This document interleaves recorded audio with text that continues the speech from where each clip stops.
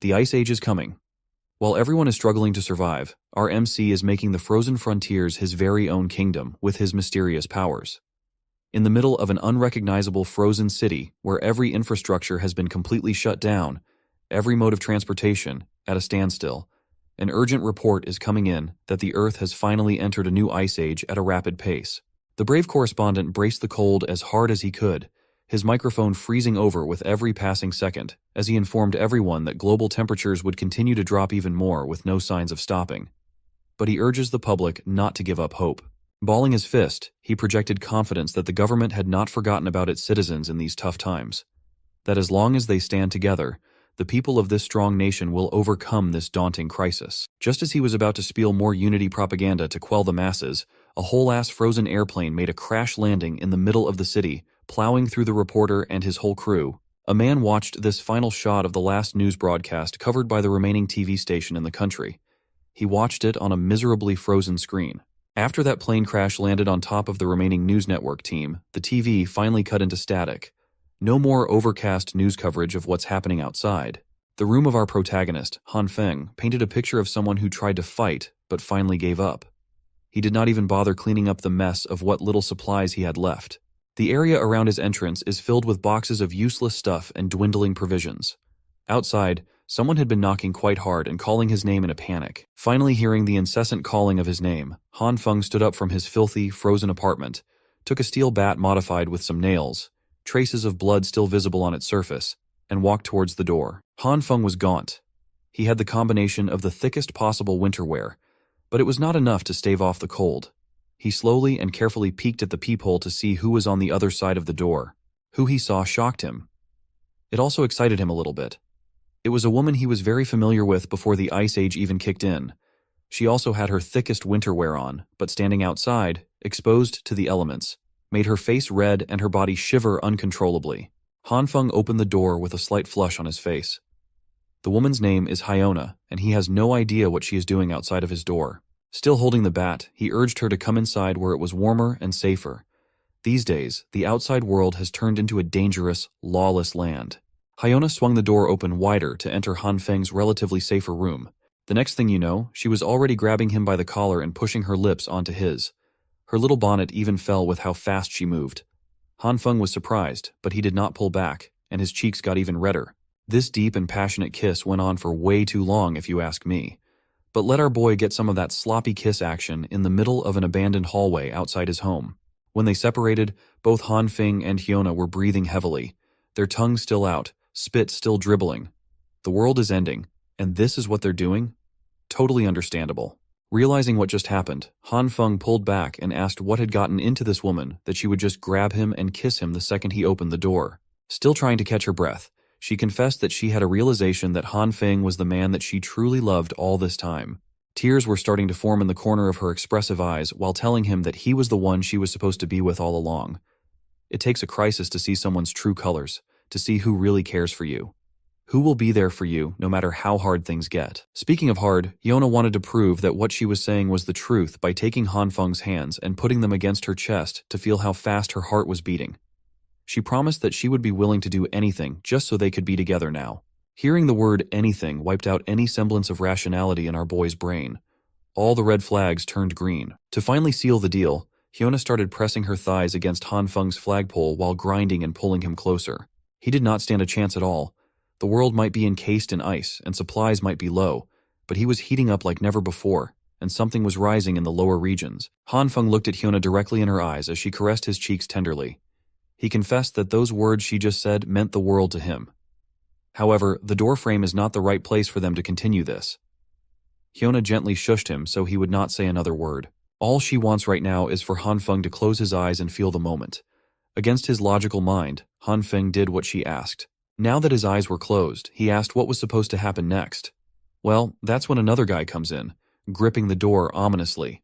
This mystery guy swung the frozen door wide open, locked onto Han Feng's head, and smashed a blunt weapon with killing intent.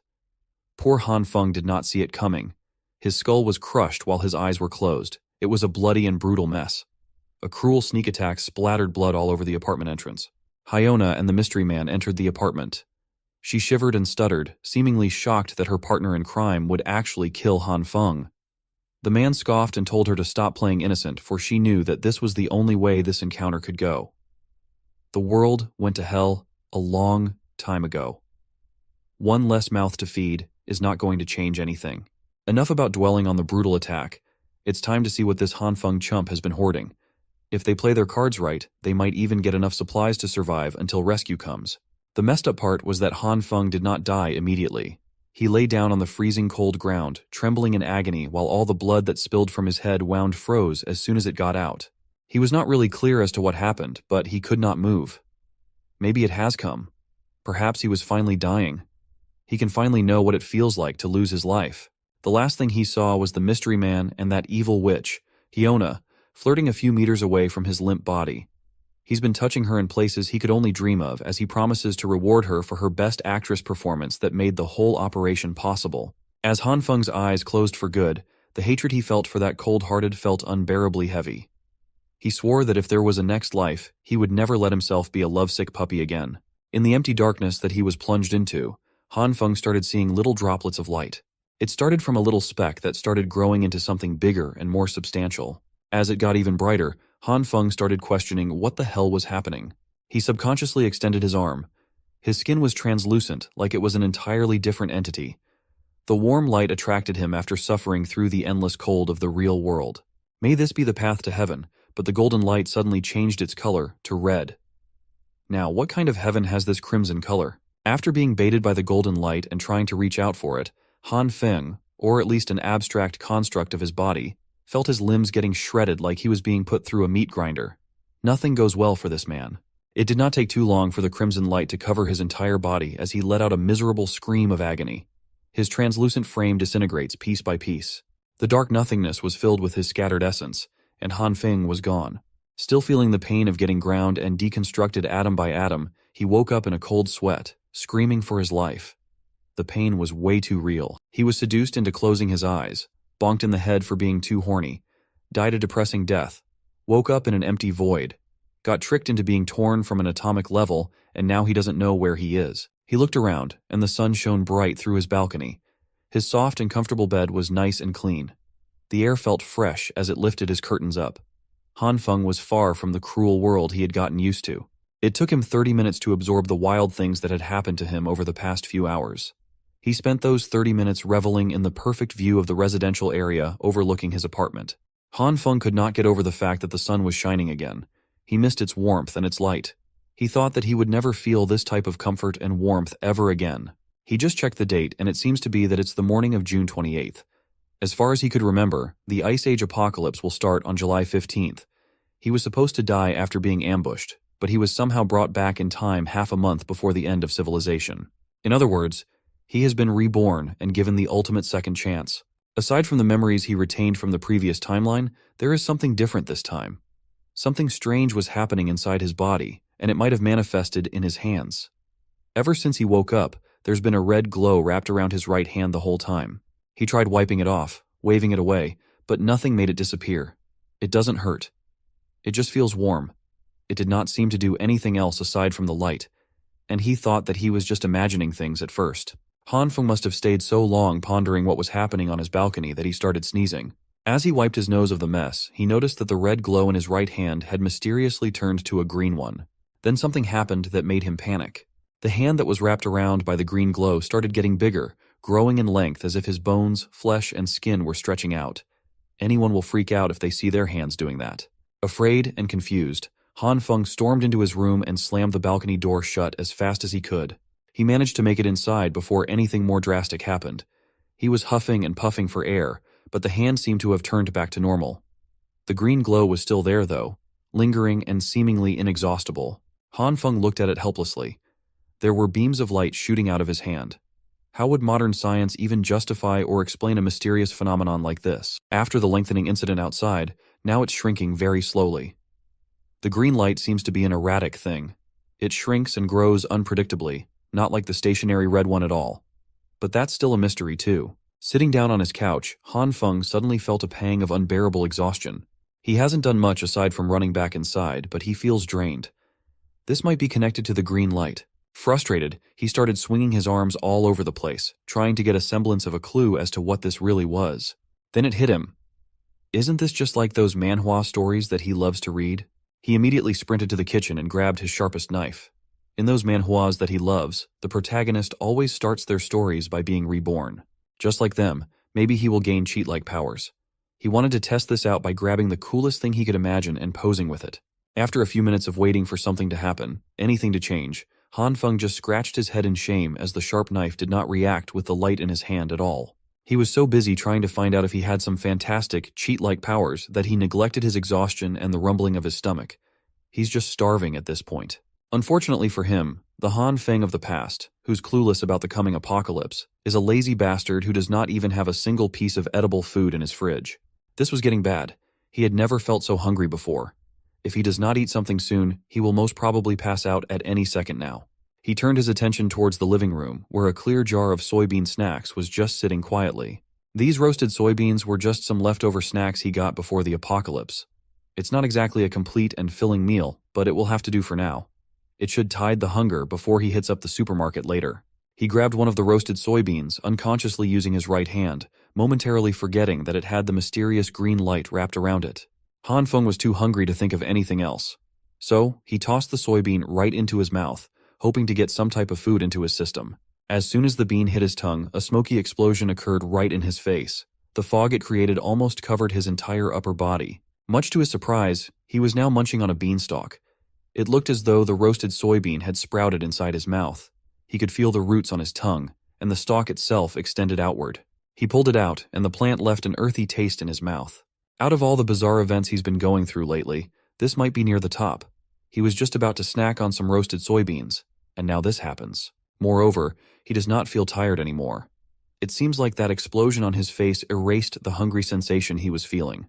Looking down at his right hand, the green light has vanished too. Maybe all of this has something to do with what happened to the soybean. He plucked one of the pods in the stalk and examined it carefully. Opening the luscious green pod, he confirmed that it was just an ordinary fresh bean sprout. Maybe this is the power that he was daydreaming about. No matter what, this is undoubtedly an incredible discovery that should be studied more. Still, he can't really research anything while worrying about dying of hunger at any moment. Right now, he has a bigger fish to fry in the form of stocking up on supplies before the end of the world, as everyone knows. For the first time in a long time, Han Feng could walk out of his apartment to feel the sun on his skin and hear the birds sing. He could walk amongst the bustling crowd of people in the commercial district, minding their own business instead of holing up in their homes, fearing the cold. Han Feng was in deep thought as he walked to his destination. Let's get this straight. First, the red glow around his hand has turned to green. The green light shrinks and grows his limbs, making his heart beat faster and super tired. When he touched the soybean snacks, it sprouted into a whole stalk. Looking at his right hand with more questions than answers, he wonders just what kind of power has been bestowed upon him by who knows who. He continued his contemplative walks casually until he heard a familiar, sweet voice calling his name that would have melted him before, but would make his blood boil now. Han Feng did not realize it right away, and turned around to see who was calling him by name. It was that evil witch that got him brutally killed, Lee Hyuna. She flashed her wide smile. Her makeup was on point, hiding her rotten personality. She asked if Han Feng was out shopping too. She even employed her expert witch tricks, appearing as pretty as humanly possible while commenting about how it's like fate that they ran into each other in this place. Han Feng hasn't really had the chance to digest everything that has happened yet. But seeing Lee Hyuna out in the wild is starting to bring back the bitterness he held onto until his final breath. Lee Hyuna used to be the goddess of his dreams for 3 long years. He was a simp that did everything in his power to make her happy. He did all that, knowing full well that he was nothing but just another fallback guy in the friend zone. No, he wasn't even in the friend zone. He was just a piggy bank. For all those years of devoting himself and his wallet to the wrong girl, he never would have thought that she would be the one that would get him killed. Before he could go out of control, Han Feng pinched himself to stay grounded and calm. It took every bit of his willpower to do so. Thinking rationally now is not the time to take his revenge. Not yet, at least.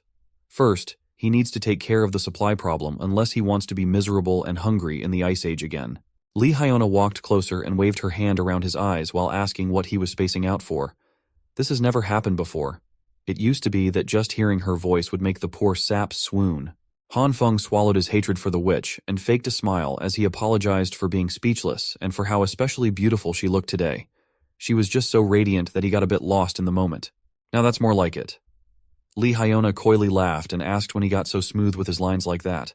Her lips lifted to a slight and confident smirk, thinking that he got this boy eating at the palm of her hands. So, she went for the heart kill shot with the most adorable pose in her arsenal.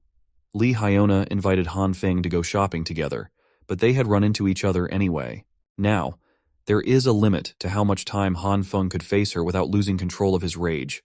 So, he just walked on and apologized that they wouldn't be doing any shopping together today. Lee Hyona was stunned. This was not how it was supposed to go down. She was supposed to get some free stuff from a pathetic simp. While walking in the other direction, Han Feng couldn't help but praise the girl's technique. But he won't fall for it. He won't be used as a personal ATM again. He's not that foolish anymore. So, he went straight to the spot where he could get everything he needed. Waldemar Shopping Plaza. This Waldemar in A City is the most extensive and most well-stocked supermarket in the eastern region. It's like Walmart. But that brand's copyrighted. Of course, when the Ice Age hits, this place will be cleaned out overnight. Back in the previous timeline, nobody ever found out just who did it and how. Han Feng had already started his shopping spree and filled up one cart with goods. He needs to stock up as much as possible before society crumbles under the sheer cold. He consulted some internet forums about some generic apocalypse survival guide, and it was surprisingly helpful. Scrolling through, he listed down the things he'd need, like food, winter clothes, medicine, daily necessities, fuel, tools, transportation, and even weapons. There's a lot to prepare, but he was so pumped to get some supplies that he forgot to take the more significant problem at hand.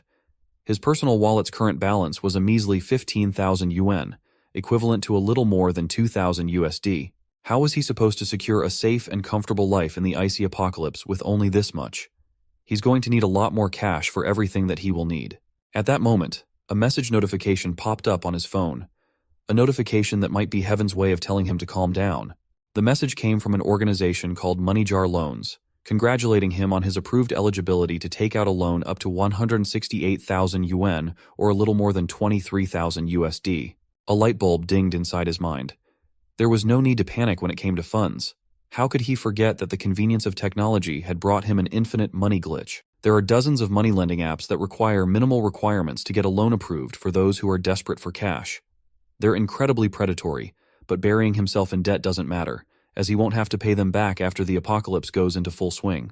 Out in the commercial district, some lady was angrily kicking an empty soda can on the curb. She's obviously upset about something. It turned out to be Lee Hyona. She looks like she is not in the best mood at all. Her eyes were full of toxic vitriol as today, one of her many simps dared to refuse to take her shopping when she got all dolled up to get spoiled. She was seriously pissed off that Han Feng would just take off like that without letting her deplete his bank account like a worthless leech. She started insulting the guy in her mind for being a pathetic loser who doesn't even own a car. Lee Hyona vowed never to be nice to that simp again. Her angry walk was interrupted by some loud honking coming from the car coming up on the road. Curious, she turned around to see what's up.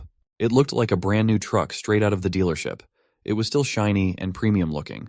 Han Feng was lowering the windows in the driver's seat. He just pulled up to greet Hyona as he just happened to pass her by while she was doing a walk of shame along the commercial district.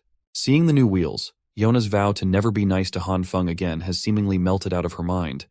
All she saw were brand new leather seats and the smell of cash. Han Feng hopped off. When asked if the car was his, he answered affirmatively, adding that he just got it earlier.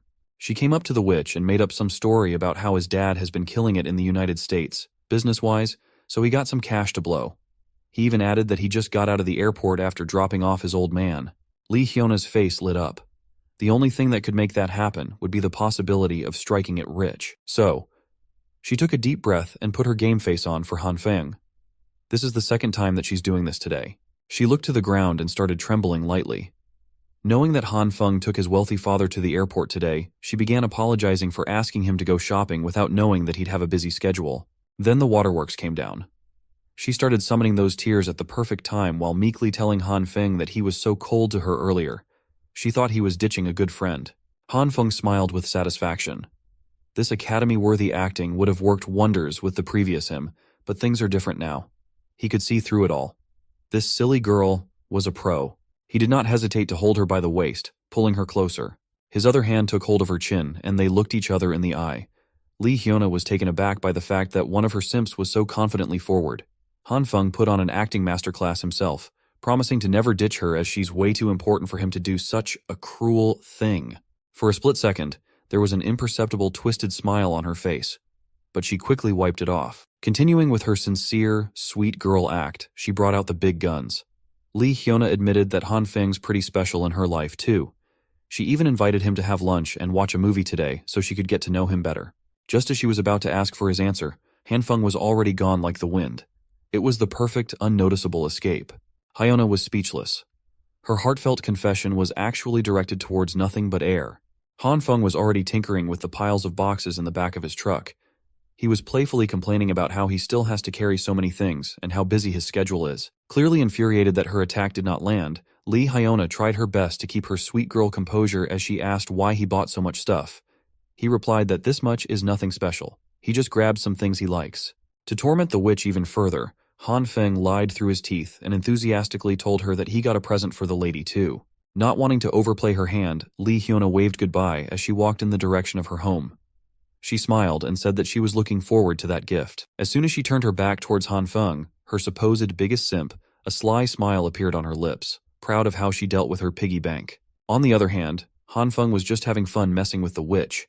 Knowing this woman, he knew that he couldn't let her find out about his little stockpile of supplies. All this stuff will be his ticket to surviving the apocalypse, after all.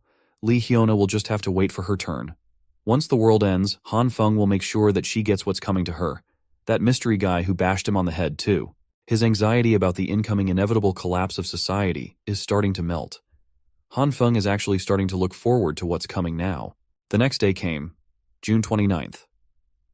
Again, July 15th will be D-Day. It will be the beginning of the end. First comes the heavy snow, then the temperature will drastically plummet down to negative 20 degrees Celsius at an alarming rate.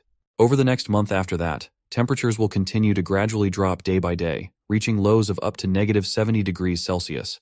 At that point, the world would be encased in ice and snow completely, making it almost impossible to go outside. The first thing that Han Feng secured was his bountiful food supplies. Aside from the sheer volume of stock, he also needs everything packed and sealed securely. He can't let the neighbors sense that something's going on. They can't suspect that he's hoarding copious amounts of food. This was tiring work. Some of the sensitive supplies had to be moved at night when no one was around. Han Feng doesn't trust anyone enough to help, so he has to do it on his own. Once the apocalyptic ice age starts, the power grid will be extremely unstable. That's where his newest purchase shines. A heavy-duty generator plus enough fuel to keep it running for a whole year at the very least. With power secured, he now has to consider the fatal consequence of the building's heating system stopping. He had to call in some specialized contractors to modify his home for independent heating. Han Feng also ordered some reinforced doors and windows while he was at it. He needed a dedicated room to store all the supplies that he had hoarded, so he used an empty bedroom for all the essentials. By the time he finished preparing everything listed in his little notebook of survival, it was already July 14th. Just one more day before the temperature plummets and everything descends to chaos. Next up on his list is the main event that he's been postponing out of uncertainty all this time. It is time to buckle down and actually study his mysterious ability. Han Feng made a home-cooked meal for dinner while pondering his survival in the incoming Ice Age apocalypse. When things get hard, relying solely on the supplies he has accumulated won't be enough. But he has a possible answer to this problem. His power to manipulate plants in some mystical way might be his only hope for a sustainable future. The meal he cooked featured soybeans as its main ingredient. That's right, the same beans he conjured from a single roasted snack using his ability. He racked his brain and tried so many gestures and possible triggers, but the lights hadn't come out yet. The activation is so random that finding the right trigger is nearly impossible. For now, it is time for a risky taste test. He needs to make sure the food conjured by his abilities is edible. Who knew that trying some beans would be so nerve-wracking? Han Feng got through half the plate of his beans with no apparent problems at all. Even the soy milk passed the taste and safety test. While chewing on his lunch, the confirmation that his ability could provide edible food was game-changing. At least this proved that he has the ability to theoretically spawn food. The next step is the harder and more trial-and-error-based one.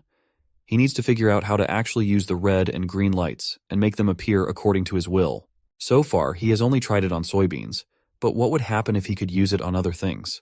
Opening his newly stocked fridge, Han Feng steeled his resolve to experiment and see if his ability would work with other plants too. The testing period stretched from midday until the sun was about to set. Han Feng did not know that as he passed out in the middle of experimentation. As he slowly opened his eyes, he noticed that he was gripping something tightly in his right hand. A green vegetable of some kind. A massive broccoli. Slowly getting up from the floor, He could not be bothered by the absolute mess that was in his kitchen, as the pain in his head was hellish. It felt like something was pounding from inside his skull. He has to take note of this sensation in the future. This power of his takes a severe toll on the mind and the body, and it cannot be used without restrictions unless he wants to pass out and wake up with a migraine every day. After getting up, he immediately got a spoonful of his beans to refuel again. He might have pushed himself to the limit today, but at least he learned something vital about this mysterious ability of his. A few hours ago, before he blacked out, he neatly arranged a diverse selection of produce on the kitchen floor. He tried using his power on a bunch of them after he managed to activate the green light. Some root crops like potatoes did not react to his green light at all for some unknown reason. But not all of them were duds. Some of the crops grew from the seeds into full-blown plants like the soybean stalks. Wheat was one of those. And some neither stayed the same nor grew into full-blown crops. They just exploded in his hands like mini-bombs. It was a frightening experience that caught Han Feng off guard. After those explosions, the plants would turn into a substance that looked like coal but was very light. This development was certainly outside of his expectations. Thankfully, he could find some decent use for these inedible black substances. They are used to heat the space like coal when put together in a container and lit up. Coming from a future where heat was a luxury, Han Feng would gladly take these little balls of warmth. No more worrying about staying warm in the future. After a bunch of explosions, he tried many more times and failed most of them. He just kept chucking those black balls into the bucket one by one. When he got into some seeds he bought, he chose to take a more meditative stance while forcing himself to focus on controlling his breathing. After a few minutes of intense concentration that left him sweating bullets, he finally got the most significant success in this experiment. A gigantic broccoli shockingly appeared in his grasp. Before his eyes gave out and his consciousness went lights off, he remarked that the success rate of this method was still way too random. Then his body hit the floor. Thankfully, he was sitting on the tiles already, so the fall wasn't too bad. Now he's awake, and his belly is full of beans. He played around with the broccoli while thinking long and hard and still failing to find any patterns to this ability. But he can't give up. There has to be some kind of principle behind how this ability works. There are still too many unknowns, but he made some decent progress today. At least now he has some understanding of the activating conditions of the lights. Who would have thought that the key to activating the bizarre skill lies in his very own consciousness? All he has to do is enter a meditative trance. His method involves imagining himself out in nature in his bare form, free from the constraints of human civilization. In other words, buck naked. In his mind palace, he walks on the ground with bare feet, his soles making direct contact with the soil where life grows. Sunlight kisses his skin as all life around him harmonizes. Just like Adam in the Garden of Eden, his body and mind are both part of the natural world, a peaceful resonance of all that has life. Once he enters that state of mind, he slowly opens his eyes and a familiar green glow appears once again. This ability of his is directly connected to his consciousness. Working from that concept, he could freely call on the green light. Now that he's done with all the plant samples with a low success rate, it's time to move on to a different type of specimen. The target of the second experiment would be all kinds of meats this time around. So he slowly brought his right hand wrapped with the green light towards a juicy slab of meat. He already half expected it, but it's still disappointing that there were no reactions at all. Maybe the green light only works on plants. Thinking that the gentle approach might not be effective, Han Feng grabbed his meat and squeezed hard while praying that his right hand would work its magic. After a few minutes, he had to accept that nothing would happen. You could see the defeat and dejection in his tired eyes. That was when he thought of the sensation he felt while meditating. In a trance, he could sense two distinct colors, the red and green lights. Throughout the experiments, he hasn't tried using the red one yet. Grasping the primary trigger function of his ability, he only has to concentrate on bringing that red light out of his consciousness. While still holding the meat, he closed his eyes and tried to reach for the other ability lying dormant inside his system. After a little while, a spark of red light finally made an appearance on his right hand. With that initial spark, the glow swiftly wrapped around his hand. Surprisingly, it also wrapped around the piece of meat. It looked like it was creating some sort of bubbling reaction at the meat's surface. A few seconds of intense concentration later, Han Feng opened his eyes to a putrid pile of hardened dark red sludge that looked like it came right out of hell as the red light subsided. He immediately threw that vile thing on the ground out of sheer disgust. You would undoubtedly do that too, in his position. Realizing that this disfigured sludge might provide some valuable insights, Han Feng crouched on the ground to observe it. He poked the thing, and it was a little squishy. So this is how meats would react to the red light. It might look revolting, but the texture and overall feel point towards the possibility that the meat got cooked or something. Was this really all the red light can do? Heat things up, Stoves and pans could do the same thing, and they could produce more appetizing meals than whatever the hell this is. Han Feng refuses to believe that's all there is to it. Upon using his consciousness to trigger his abilities a fair bit amount, he could understand his capabilities on a deeper level. If he were to describe the red light sensation, it would be like a disintegration process. His next meat experiment looked a lot better than the first one. But if that's the case, understanding the underlying concepts of these two lights might be easier than he initially thought. He grabbed a bunch of soybeans from his bean pile and gripped them hard in his right hand. In his left hand was the red light and the cooked-up meat.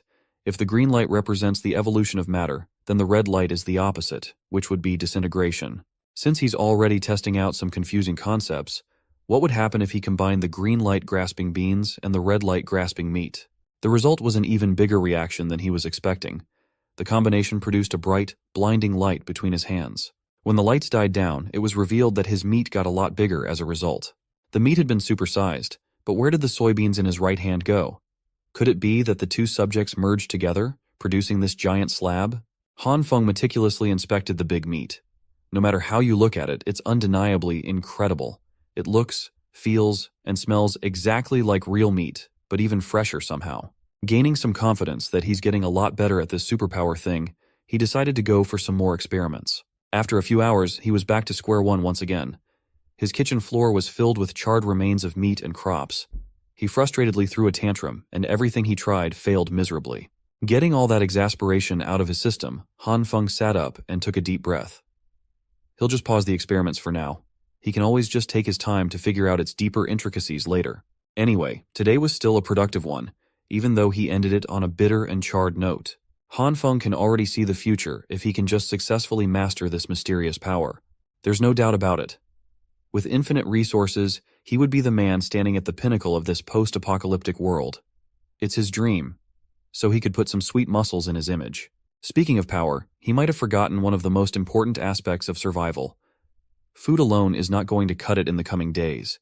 He will be completely vulnerable with all this loot if he doesn't have a decent weapon to defend himself. He swiftly took the various crops littered around his floor. He has to hurry and find himself a weapon before the temperature goes on a nosedive. Looking out the window, it seems like the initial stages of the apocalypse have already started. Snow is beginning to fall from the skies. It's here. The public might think this is just a typical snowy evening, but it's not. Just like the previous timeline, it really is happening. The collapse of modern civilization is commencing.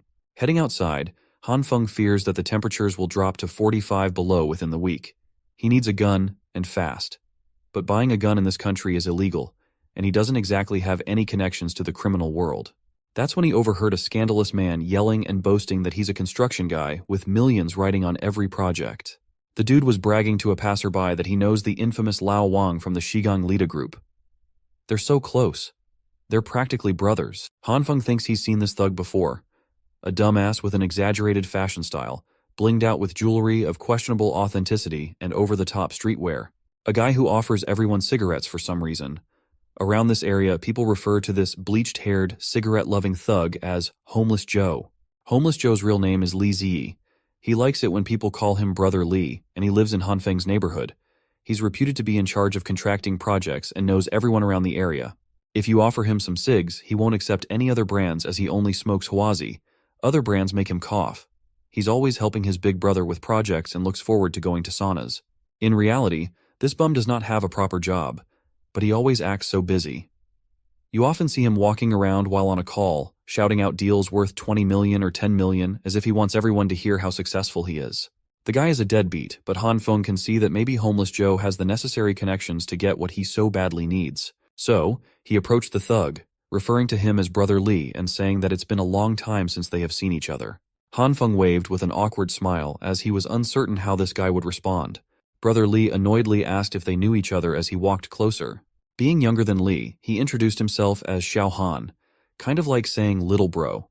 He swore that they'd met a while ago, so I must have forgotten.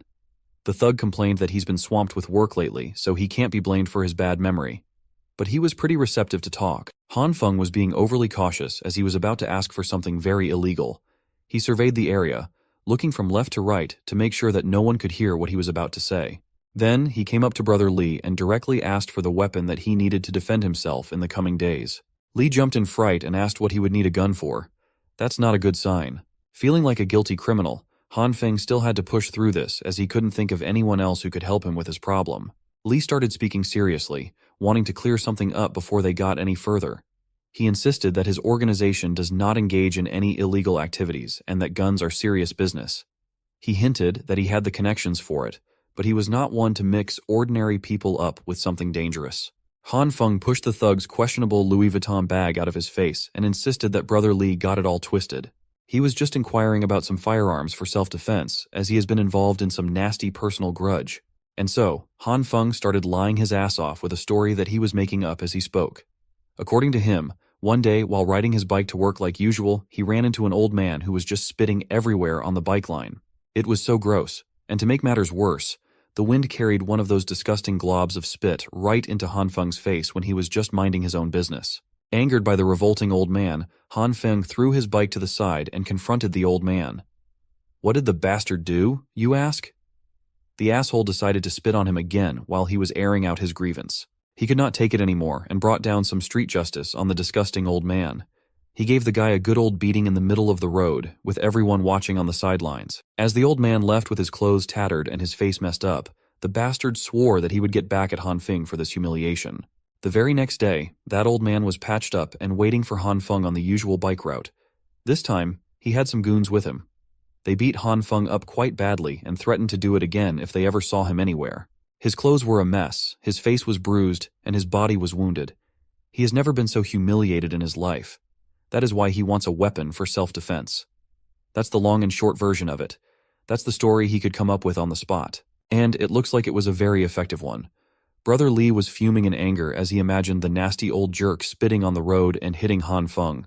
Such uncivilized behavior should not be tolerated. That's not really the point of Han Feng's story, but at least he's getting somewhere. Brother Li tapped his shoulders and assured him that this vendetta would be taken care of. He assured Han Feng that he's got our boy covered.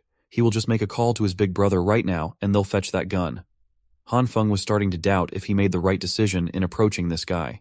With all that tough talk, Brother Li invited him to go to the station and hop on the bus with him. His excuse was that his Panamera was being serviced in the shop, so he couldn't drive to the headquarters. Han Feng assured him that transportation wouldn't be a problem. He has his car parked right to the side, after all. The brand new vehicle immediately caught the eye of this hype beast bum. On the drive over to his big brother, Li could not stop going on and on about how Han Feng is living the good life and asked how much this new ride costs. It was about 700,000 of borrowed money. As he casually gave directions to turn left at the next intersection to reach the alleged office, Brother Li kept on snapping pics of himself sitting in the new leather seats. His social media handle was Handsome Spicy Guy, and tonight's post was a picture of his dumbass face with a caption complaining about how his SUV's seat is still too hard to sit in on account of it being new. They pulled up to one of the seedier parts of the city. Some tough-looking guys were camped outside, complaining about the messed-up weather. You can't blame them, though. It went straight from summer to hardcore winter overnight. Seeing some crisp-looking wheels pull up, everyone turned to whoever was about to exit that car. Seeing that it was Li Zi, they flocked towards him to ask what was up. Brother Li just told them that he had some stuff to handle with Boss Liu. The other thugs assumed that the new Tiger SUV belonged to Li and started hassling him about the price tag. Li did not deny it at all. He even proudly boasted that he had spent 700 grand for the car. Han Feng was not upset, though. Bragging that you own the car so confidently while the actual owner is standing nearby is kind of a goated, shameless move. As soon as they entered the establishment, the one known as Boss Liu, a hardcore gangster-looking man, came out upset that Big Mouth Li would disturb him so late in the evening. Brother Li visibly turned a lot more reserved in front of the boss, even offering his cigs politely. The big guy does not have time for any of that filler nonsense, though. He's a busy man. Brother Li introduced their little brother, Han Feng, as a buyer of something special. A gun. Boss Liu wanted to confirm if he heard that correctly. As soon as the big boss looked him over, Han Feng froze up in fear. He wasn't sure what would happen if he made the wrong move or said the wrong thing. Boss Liu just stared at him silently, cigarette in mouth, seemingly scrutinizing him from head to toe. Then the big guy cracked a smile.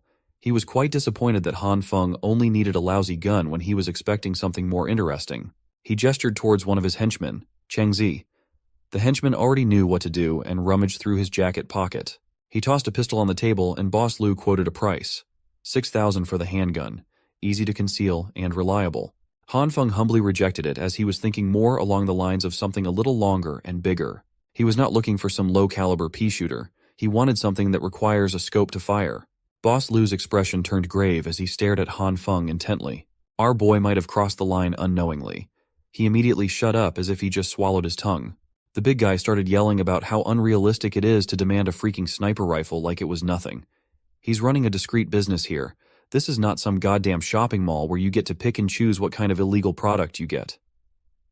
Boss Lu's final offer is the pistol on the table. Take it or leave it. Brother Lee had to run some interference to try to calm the boss down. His idea of convincing the big guy to listen was to invent a backstory for Han Feng on his own. A made-up story that allegedly happened 5 years ago involving Han Feng's non-existent wife. Lee is quite a mouthy but talented storyteller. Under the relentless downfall of snow, the boss listened to his lies all the way to the end. The story must have been phenomenal, as Boss Lu was so angered that he almost snapped the table in half. He kept repeating how disgusting those who had wronged Han Feng were. Apparently, Han Feng had 3 kids with a non-existent wife, but it turned out that none of them were his. Han Feng just stood there and went with all the lies. Even for someone nicknamed Homeless Joe, this ridiculous story was too over the top, but it worked. Boss Liu gave his personal guarantee that Han Feng would get his sniper rifle as soon as possible. He promised that he would personally make it happen, but it might take a few days. Once again, the henchman Xiangzi will be arranging everything. Boss Liu wanted something semi-automatic with loads of ammo too, so Han Feng could have what he needed. It's unexpected, but Brother Lee definitely came in clutch. The big guy also handed Han Feng the handgun. He wanted to give it for free. A gift from one man to another. Han Feng was speechless. The made-up story was so good that the boss had formed some kind of one-sided bond with him. Now that it was taken care of, the big guy got back on his phone to take care of his other, more pressing businesses. Before leaving, Han Feng wanted to return the favor a little bit. He stated that a buddy of his who works for the government had told him that due to the abnormal weather, purchase limits for supplies will be implemented soon, so it's best to stock up before that happens. Seeing the serious look in the young man's eyes, as if he actually knew what he was talking about, Boss Lu could not help but take the tip seriously too. He nodded in understanding and remarked that he got it. And so, Brother Lee and Han Feng exited the center of the city's underbelly with one firearm secured. On the way back, Lee could not stop bragging about how he handled business like a boss, and it went beautifully. Now that his big brother, the big boss, is in a good mood, they could even ask that guy for a cannon, and he'd say yes. Han Feng wanted to thank the thug by buying him some cigarettes. Brother Lee tried to be humble and insisted that he did what he did just to help him, but he would gladly take about 7 to 8 cartons of his beloved Huazi cigs. He even promised to take Han Feng to a sauna once he got paid for his so-called project. Our boy was already thinking about his next logical move. Supplies are secured and the weapon is obtained. He should be set for the early days of the apocalypse, at the very least. He can focus on studying his abilities. Fully solving the food problem would make his long-term survival chances skyrocket. He was so absorbed in his own world while walking that he didn't notice an icy part on the ground and slipped. Han Feng was so concerned with survival that he failed to follow one of the ironclad rules in the upcoming ice age. Do not get injured. He fell quite badly. His leg must have absorbed the impact of the slip and had been damaged severely. Brother Lee didn't know what to do as he ran towards his new pal's side. This is bad.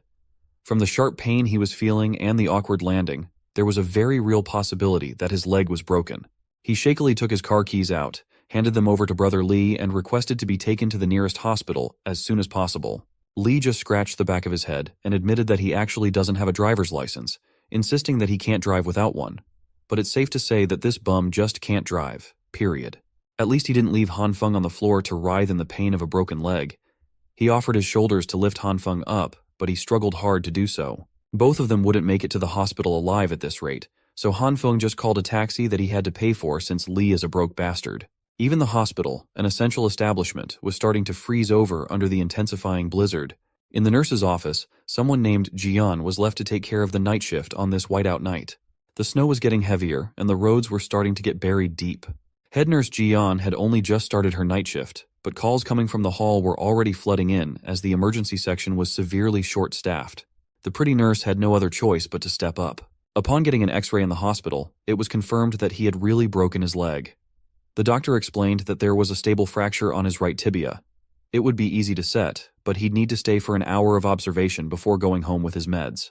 This accident could not have happened at a worse time.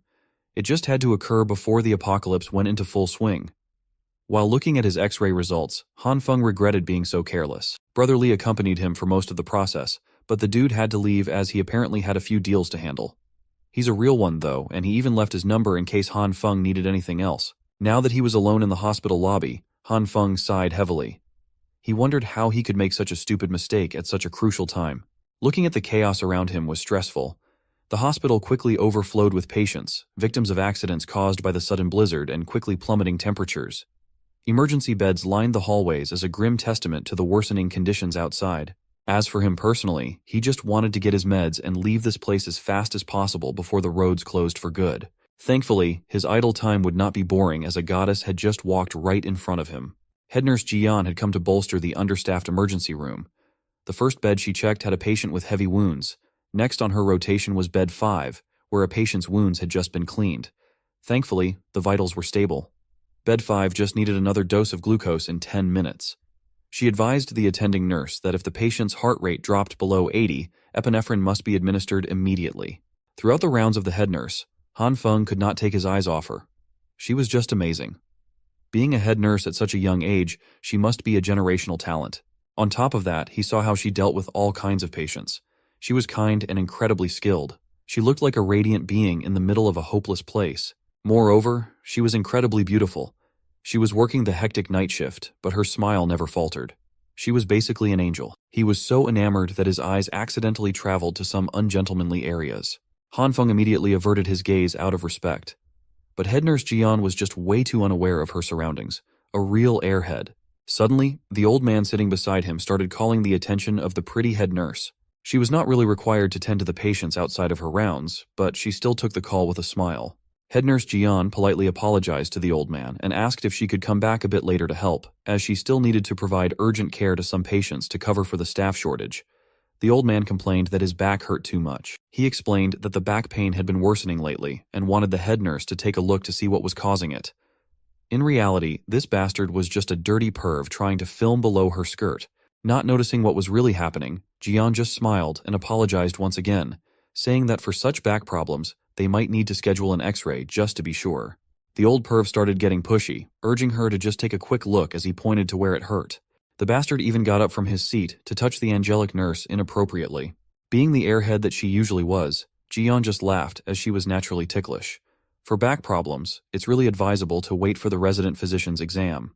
The perv started pushing it, his hand crawling even lower from her waist.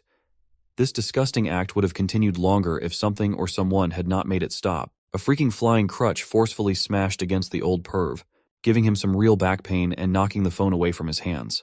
Ever the kind-hearted healthcare worker, Jian wanted to check if the old man was all right. Thankfully, Han Feng came to her rescue, humbly apologizing for his crutch flying to the side as this was the first time he was using one. He bent over and went straight for the old perv's phone while blatantly questioning if it was broken or not. Just as he was about to touch it, the perv started sweating nervously and screaming at him to stay away from the phone. Han Feng did not listen. He walked all the way to the side of the room, got his bandage all messed up, and wouldn't let this freaking lecher get away with doing something so disgusting. As soon as he opened the phone, his suspicions were proven right. He looked at the creep directly in the eyes. If looks could kill, the geezer would have died by now. The proof was already there on the home screen. This perv had some nerve filming up a hard-working nurse's skirt and even assaulting her. There's no good reason why Han Feng shouldn't call security and have them escort the bastard to a jail cell where criminals love putting pervs in their place. Han Feng would be keeping the phone, and the next time he saw this old creep again, he threatened to ruin his miserable and revolting life. The old bastard knew he had no other choice but to flee and never show himself near this place again, and it infuriated him. The first chance he got up from that hospital floor and bolted out of the door like his life depended on it. Meanwhile, head nurse Jian was just confused as to how someone complaining about severe back pain could run so fast. Han Feng was shocked to see a first-hand display of the most comically naive person he had ever met. He decided to show her what the old fart was doing with the phone, filming up her skirt. Based on her reaction, she really did not notice anything wrong going on. Han Feng handed her the phone with the video footage so she could decide whether to wipe it or call the cops on the owner. He also reminded her to be more careful, so people like that perv wouldn't take advantage of her kindness. She smiled with the brightness of 1,000 stars and then asked if Han Feng's leg was supposed to be injured.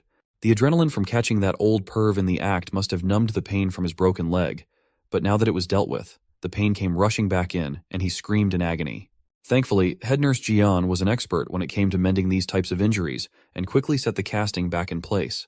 She looked at him and asked if it still hurt. Han Feng thanked her for dealing with his broken leg, and now it didn't hurt at all.